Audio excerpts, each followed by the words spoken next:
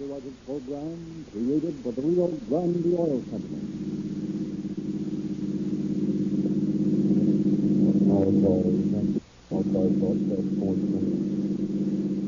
A hold up in murder at 19 Vermont. 2 bandits. Number 1 in tried in 23 years. Had black hair, a medium height, wearing a dark suit. Number 2, blonde, medium height, also wearing a dark suit. He's in a justice. Take no chance. That's all.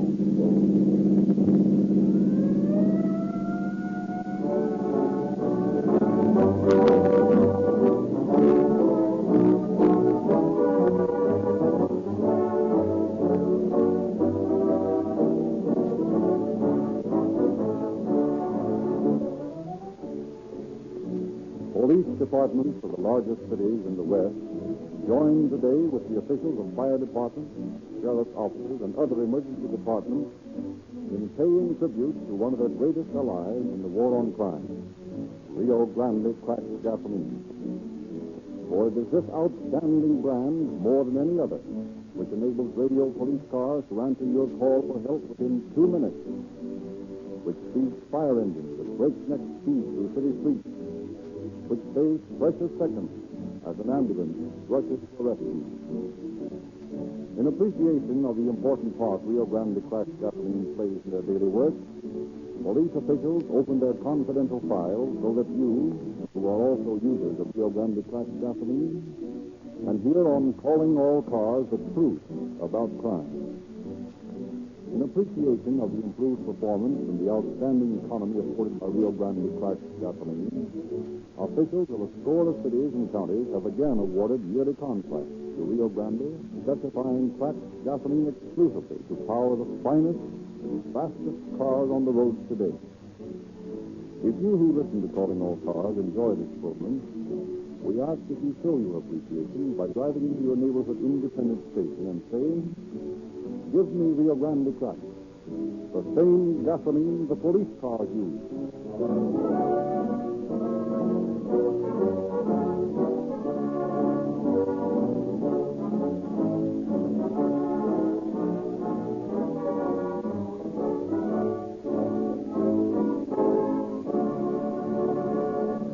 And now we present Chief of Detectives H.S. Figger of the Los Angeles Police Department. Chief Figger. Speed is an important factor in crime detection. Clues fade rapidly, and unless followed immediately, the criminal may elude justice for some time before he is finally brought in. To follow such clues, police detectives must be painstaking and must have the initiative to follow on their own, quickly and without orders from headquarters, all leads they may discover. I am happy to say that the Police Department of Los Angeles has such men on its staff, and tonight's dramatization of the tracking and capture of Killer Hudson and his companions will show. A measure of the success of these detectives may well be attributed to the help given them by the very citizens who were able to contribute bits of information that acted as signposts to guide them on. If you are, I sincerely hope that you will cooperate with them in bringing to justice the criminals they seek, whether petty thieves or murderers. A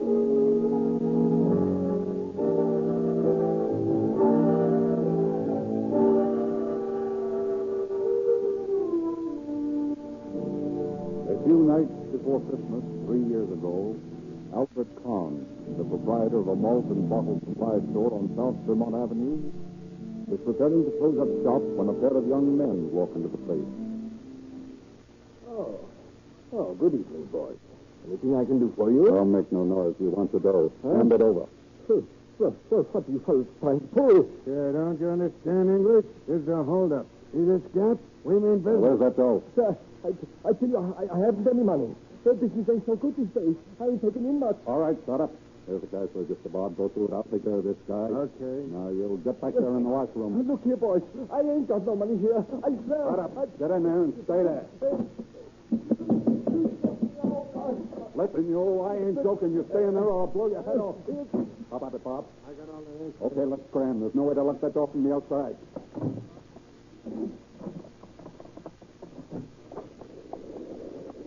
Help! Police! Robbers! There they are. Stop them. Knock them out with that gun butt, Bob. You can't steal money from me. Help! Police! Shut up! What's going on here? What's that call you? Who are you? I'm a deputy marshal. Well, it's nothing, Officer. Just a little argument. Well, look at all these people watching us. Put up your gun. Look, I'm not armed. Very well, but who's this? Ah, my friend here just met a guy that has a grudge against them. Let him fight it out. Oh, they can't do that. They'll have to take him in. Hey, look here, you man. Look out, he's got a knife. Be sure to meddle with me, you sneaking flatfoot.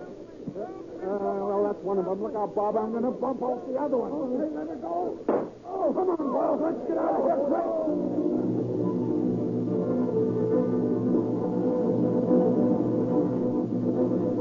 It's a matter of moments, almost seconds, before a police radio car has arrived at the scene of the crime.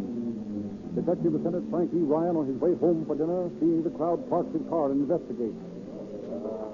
Oh, Ricky, what's trouble? Traffic accident? Not this time, Frank. It's murder. One man stabbed to death and another shot. A holdup. Oh, nice mess, isn't it? I saw the whole thing, officer. You did? I heard that young fellow tell the officer to put his gun away and tell him that he wasn't armed. It was murder, all right. Will you please give this officer over here your name and address? Oh, yes, I'd be glad Do you think you could recognize these men if you saw them again? Oh, I'd recognize that black-haired one anywhere. I'll never Uh-huh. forget those terrible eyes of his. He looked like a madman, I tell you. Well, Frank, here are a couple of clues. Revolver. Old style Ivor Johnson, huh? That's right. And this one's even better. What, billfold? Any identification in it? Yeah, a receipt for a radio sold to a William Arrington who lives on South Bixel Street. Fine. I'm going to run that one down right now.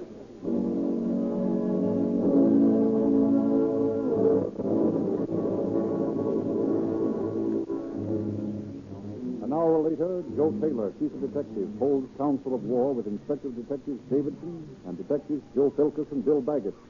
This doesn't look like an amateur's job to me. The fact that these fellows would commit murder rather than submit to arrest shows they couldn't stand a pinch. Now, it's my guess that they've done time somewhere before this. And from what all the witnesses say, they are plenty tough. As you run across them, boys, I don't want you to take any chances. Be ready for trouble. Oh, hello, Frank. Oh, Chief. How'd you make out on that South Bixler Street address? I didn't. The manager of the apartment house says there's never been anyone called Arrington to live there since he took the place over 6 years ago. That's a bad break. If those birds aren't rounded up tonight, we won't have a chance in 1,000 of finding them. Maybe the fingerprints from that billfold and gun have made something. I'll call Barlow. Hello, Barlow. Taylor speaking. Get any prints from that billfold or revolver? Yeah? Okay. Goodbye. Prints were too smudged to do any good. It's like the cards are stacked against us in this deal. No. Wait a minute. Let me see the receipt for that radio. Oh, yeah. Here, Chief.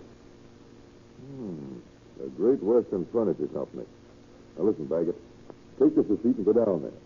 Find out who that radio was sold to and what address it was delivered to. Yeah, but that place is probably closed. Well, there'll be a night watchman around there. Talk to him. Get to the man who sold that radio. We've got to hit this thing tonight.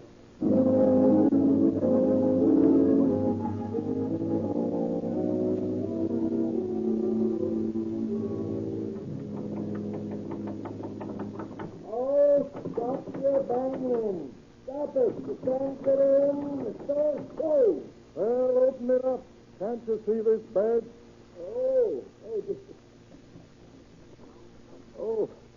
I beg your pardon, officer. I thought it was somebody wanting to buy a Christmas radio. They pestered me half the night this time of year. Yes, officer, just step inside. I'll shut the door. Thanks. I'm trying to run down the sale of a radio. Here's the receipt for it. Can you tell me who might have sold that machine? Well, now, let me see. This number here, 1768, see it? Yeah. Well, that's the salesman's number. Let's just look in my book here. Yeah. Here we are, 1768. Is, Harry Dobbs. Well, can you get him on the phone for me? Yes, I think I can. Just step back here with me. Yeah. Wait a minute, I'll switch on this light. Here you are. 3, 2, 1, 4, 3. They're ringing them now. Hello, Mr. Dodd. This is Lieutenant Baggett of the Los Angeles Police Force. I'm trying to get a line on the purchaser of a radio sold by you on November 16th. Yeah, I have the receipt here for a Thanasis portable model made out to William Arrington. You do? That's swell. Yeah. Yeah. Wait until I get that written down. Yeah, go ahead. You have the address? Fine. The Worcester Arms? Fine. No, I can't stop to tell you what it's about now. Just read tomorrow morning's paper.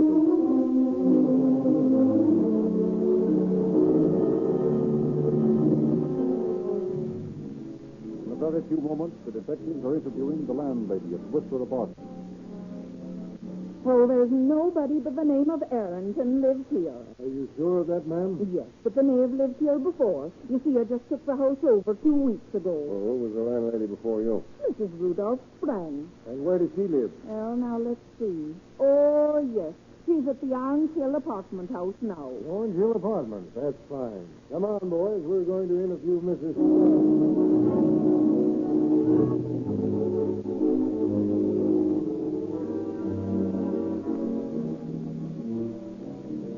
Yes, Inspector, there was a Mr. Arrington who lived there with his wife. He had a double apartment with Mr. and Mrs. O'Neill. And they You say they've moved, Mrs. Spang? Yes, just a few days ago. Well, can you imagine that? Arrington was about 25 years of age. How tall was he? Oh, I should say about 6 feet, and he had black eyes. What did O'Neill look like? Well, I should say he was younger, around 21 or 2.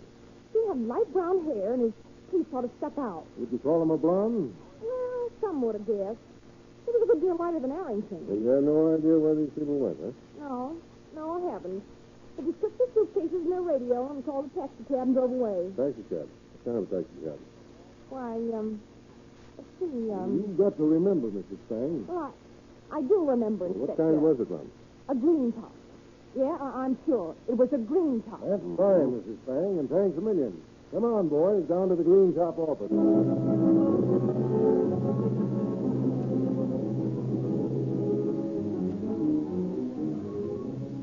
In a very short time, the driver who called for Arrington and O'Neill and their wives is located and faces the questioning detective. Now, listen, Blackie. A lot depends on your memory. Within the last week, did you answer a call to the Orange Hill Apartments and take away 2 couples, some suitcases, and a radio? Let's see. Seems to me I did. Yeah, that was last Thursday, wasn't it? It might have been. Sure, I remember that shirt. Where'd you take them? Let me look at my book a minute. Yeah, here it is. They went to the Shropshire Apartments on West 6th Street.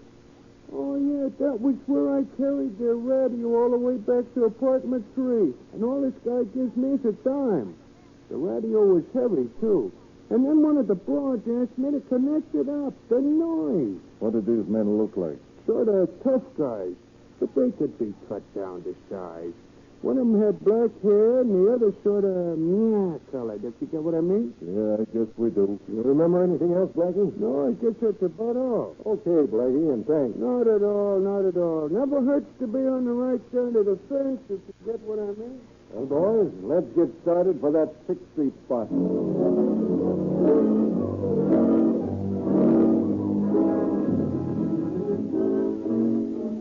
Relentlessly following each meager clue, the detectives arrived at the Shropshire Apartments on 6th Street. Yes, almost 11 o'clock. I suppose this is one of those places where they lock the doors after 10? I hadn't thought about that. It is. Oh, I have to ring the bell. No, wait a minute. That might spill the beans. We've got to get in there. Listen, you fellas wait here. I'll see if I can get in the back way. Okay.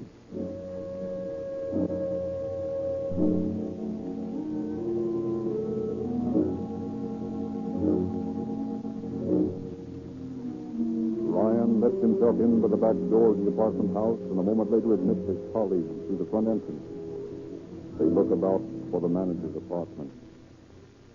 Here it is, number 2. Who is it? Open up, ma'am. It's police officers. The police? Well, what's the matter?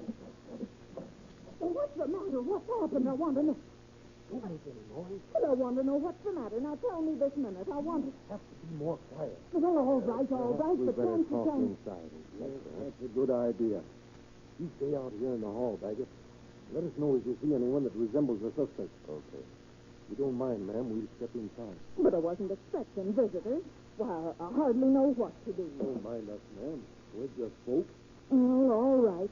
Now, for land's sake, what is the matter? Well, ma'am, have you a couple of tenants by the name of Arrington and O'Neill? Possibly accompanied by their wives? Yeah, they're here. What have they done? Well, there was a nasty shooting and stabbing scrape over on Vermont early this evening, and one man was killed. And them fellas did it? Well, we don't know about that, but we want to talk to them. Are they in their apartment now? Well, I don't think so. I saw them go out about 9 o'clock, all four of them, and I ain't heard them come back yet. Oh, great Scott, Inspector. Do you suppose they've landed on us again? Are you certain they'll be back, ma'am? Well, I hope so. I'd hate to be beat out of my rent. Wouldn't be so hard for them to sneak out of the back way with their grip. No, I've had it happen before. I'll just take a look in their apartment right now. Now, wait a minute. Let's see. Here's the key, number 3. We'll go with you, ma'am. Well, all right. You can sign up, Baggett? All quiet. Good. Keep your eyes open. We're going back to look at the apartment. Right.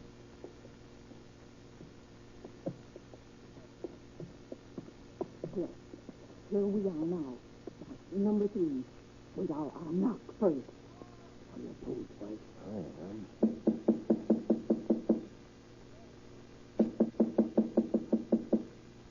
Well, I guess they're not here, all right. Here, wait until I switch on the light. There, that's better now. Let's see. Well, I guess they'll be back. Look, here's their clothes in the closet, and their radio's still here. That's fine. Now we'll just wait here, ma'am, until they get back. Well, what can I do? You can help most if you just remain quietly in your apartment. Oh, all right. But look here. Don't you go messing up this place. Don't worry, we won't. No, it's you ask that officer who's at the door to step back here. Oh, all right. Looks like these birds are wise to the racket, all right. Jumping around from one place to another every week or two. Hard to move every time they pull a job, huh? What a life.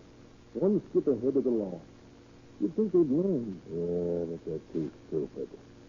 You've got to be stupid to be a crook. I guess you're right there, Frank. Want to see me, Inspector? Yes, Bill.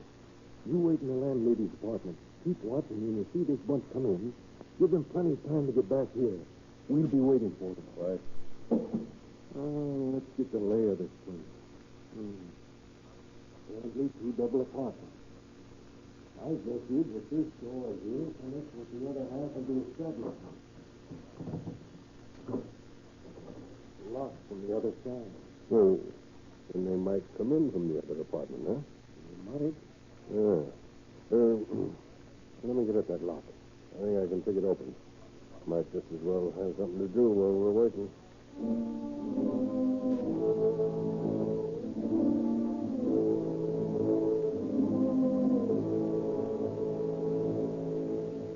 For an hour and a half, the 2 detectives wait.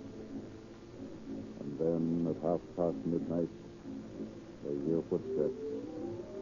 Exchanging a meaningful glance, they draw their guns.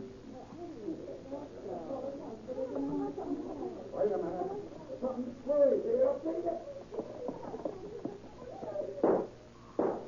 Stop that man, Bill. You there. Put your hands behind you and turn around. Come on, stand still. Here's a pair of bracelets for you. Shut up. What's this all about? That's what you're going to tell us. Keep your eye on this mug and these gals here, Bill. Come on, Inspector. Let's get the other guy. There he goes in that taxi with the lights off. Well, can you imagine that? Well, come on, let's herd the rest of them in. Did you see him? No, he made his getaway in a cab. He didn't go through here. I was watching the door after they came in. Might have seen him. Yeah, he got out some way. Maybe you wounded him, Inspector, huh? I'm afraid not. Those shots were fired at the lock that jammed when I tried to get out of the apartment. Not at our departed friend.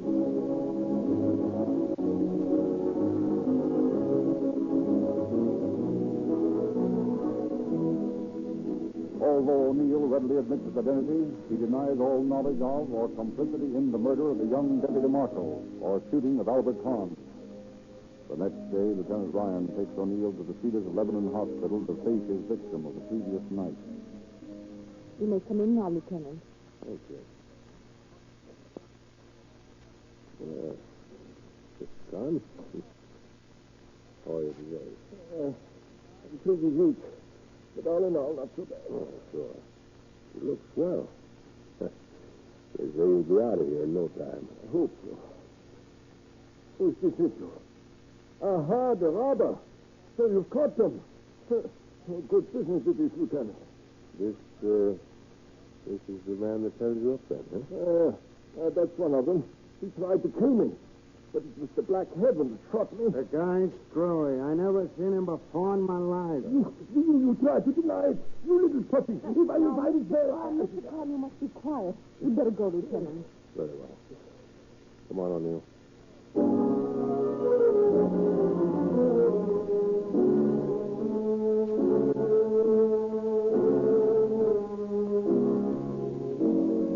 Ryan returns with O'Neill to Inspector Davidson's office at headquarters.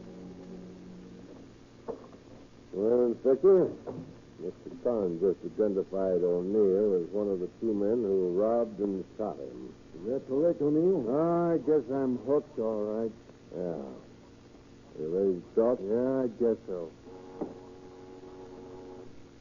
Hand me the stenographer to take a statement. How much did you get for this job, O'Neill? $12 was my cut. Bill said he lost all the silver in the fight, and we only had $24 in paper when we got back. $12 for a human life, huh? Well, that guy had no right butting in. Where's Bill gone, O'Neill? How should I know? Are you sure you don't know? If I did, I wouldn't tell you, Dick.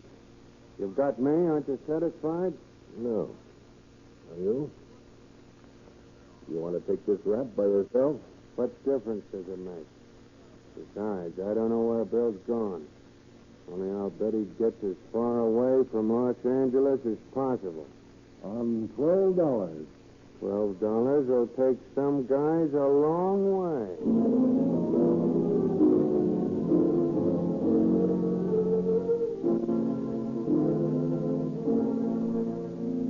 O'Neill is booked on a charge of suspicion of murder.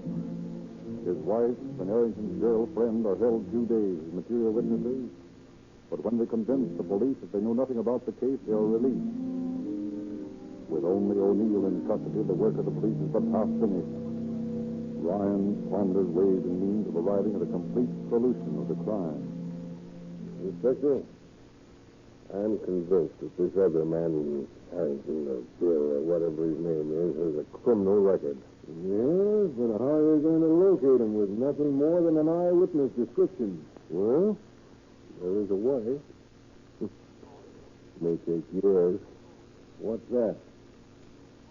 I'm going to start with the mug books of the hold-up men, and I'm going to ask those witnesses one by one to go through them with me until we find the man we want. Go to it.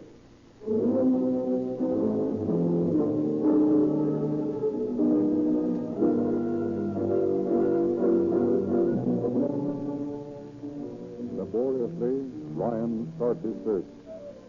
After nearly 2 weeks of consulting witnesses, one of them recognizes a picture that might be Harrington. The suspect is interviewed, but does not match the descriptions of height and weight, and is furthermore by no means a professional criminal. Ryan continues his search of the mug books for a man taller than the first suspect, but resembling him otherwise. On January 23rd, 1931, just a month after the crime, he finds the mug of one William Hudson, whose picture is immediately and unanimously identified by the various witnesses as the murderer. Police bulletins bearing Hudson's alias Harrington's picture and fingerprints are broadsided across the country. Finally, on February 7th, word comes that Hudson had been arrested in Salt Lake City on the vagrancy charge several days previous. On direction from Los Angeles, Hudson is held, and Ryan travels north with an Oregon boot, a leg iron weighing 30 pounds, to bring back his man. Hudson doesn't open up to Ryan until they're on the train on the way back. And then Ryan employs some subtle psychology on her. Well, now that we're all settled down, Ryan, I'm warning you there's no use trying to get nothing out of me. What are you getting at? I ain't answering no questions, see? Well, I hadn't intended to ask any. Well, that's a good thing, because I ain't the blabbing kind, get me? You can't make me talk. I'm tough, and I can take it, see? Say, you are tough, aren't you? I wouldn't want to get in the jam with you myself. Yeah, and you'd be right there. Yeah, I guess there's plenty more like me. Take that little girl that was cashiering in that restaurant in Spring Street that you and O'Neill held up last month. You know, she told me that O'Neill did all the talking, but it was you she was scared of. Said it was the way you kept looking at her. She's a smart kid. She knows her onions. Yeah, and that girl in the drugstore out near Westlake Park, you remember her? Yeah. What'd she say? Said she had hysterics for an hour after you left. Said she'd never seen such a mean-looking man in her life. Well, when I go into a place, I let them know that I mean business. Sure you do. I can see that. But this fella Con, you know, he seemed to have plenty of nerve. No, he was a fool. He didn't know what a tough guy he was up against. Come near letting him have it. Yeah, hard man, I think. Smart one, too. You know, I've often wondered how you ever knew we were in that apartment waiting for you that night. Well, I had a hunch. When I got the door half open, I thought I saw something moving, so I took it on the lam. Yeah? Where'd you go? You away in that taxi? Taxi, nothing. I was up the stairs before you knew what was coming off. I went up to the roof, jumped across to the building next door, watched you fellas look for me, and then come down the fire escape after you'd gotten tired and gone home. So that's how it was, huh? Yeah. Well, I guess us detectives were pretty dumb that time. That time? Was there any time when you wasn't dumb? Well, I can't seem to remember, Hudson, but, you know, it's you that's wearing the Oregon boots, if I'm not mistaken. Well, that's just because I slipped up. I shouldn't have come by way of Salt Lake City, where to pick up the bag. Well, that's one way of explaining it. Hey, tell me, Ryan, did anyone ever get away with one of those Oregon boots locked on them? Let me see. Yeah, I believe there was a case 4 or 5 years ago up in Idaho. Fella got away, and they didn't find him until 3 years later. Well, how did he get the boot off? He didn't. It was still locked around the skeleton of his leg.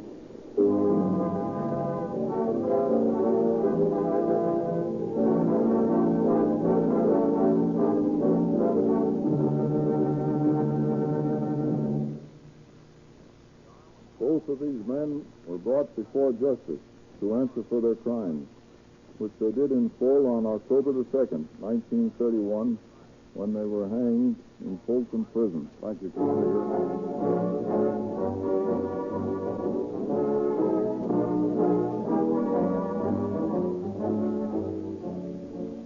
Ladies and gentlemen, don't miss the thrilling true case next week. Read about it and the many other cases which are now being broadcast twice each week in the new September issue of the Calling All Cars News. Any Rio Grande dealer will gladly give you a free copy of this unique publication of illustrated crime, movie, and radio news. Boys and girls will find a full page of gifts, which are offered free to all users of Rio Grande cracked gasoline. Every time you purchase gasoline, you help some youngster get a junior detective outfit by merely specifying Rio Grande crack. And you do yourself a favor as well. For no other gasoline on this market can give you greater speed or power. Very few brands can even equal the outstanding performance of Rio Grande crack. It costs no more to get the only gasoline that gives you police car performance. Rio Grande dealers, all of them independent merchants, unite in recommending Sinclair Motor Oil to their customers. From practical experience, they have learned the folly of using oils that contain wax and useless petroleum jelly. At last, they have de-waxed, de-jellied oils made by Sinclair, which cost only 25 cents and 30 cents a quart in steel cans. Every Rio Grande dealer urges you to use Sinclair motor oil because you can unqualifiedly guarantee that it will never fail to lubricate your motor correctly.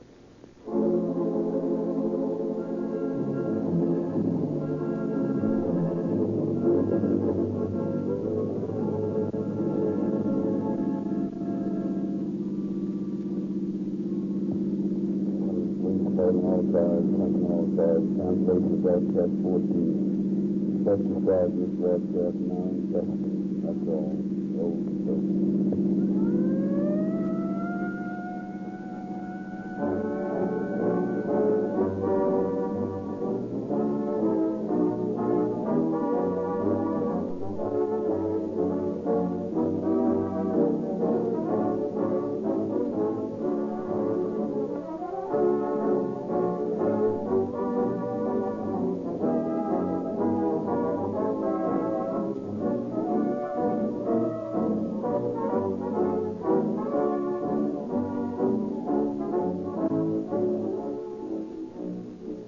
Frederick Lindsley bidding you good night for the Rio Grande Oil Company.